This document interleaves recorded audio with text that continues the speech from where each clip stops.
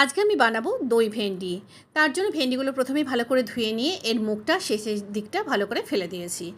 তারপরে এগুলোর মধ্যে নুন, হলুদ, বেসন, লঙ্কা গুঁড়ো আর 1 চামচ সর্ষের তেল ভালো করে দিয়ে ম্যারিনেট করে নিয়েছি।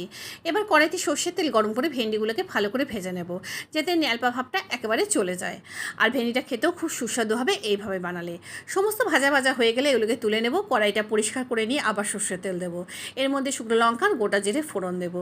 তার মধ্যে দেবো আদা বাটা, টমেটো কুচি, সমস্ত ভালো করে সাঁতলে নেব। টমেটো যখন গলে যাবে তখন এদিকে আরেকটা পেস্ট বানিয়ে নেব। তার মধ্যে থাকবে টক দই, লঙ্কা গুঁড়ো, কাশ্মীরি লঙ্কা গুঁড়ো, নুন, হলুদ, জিরে গুঁড়া, ধনে গুঁড়ো, সমস্ত ভালো করে মিশিয়ে নিয়ে এই কড়াইয়ের মধ্যে দিয়ে দেবো। এবার কনস্ট্যান্ট খুন্তি দিয়ে নাড়তে থাকবো যাতে দইটা ফেটে না যায়।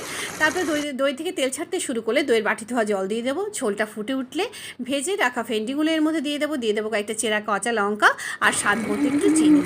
ভাত বা রুটির সঙ্গে পরিবেশন করব দই ভেন্ডি।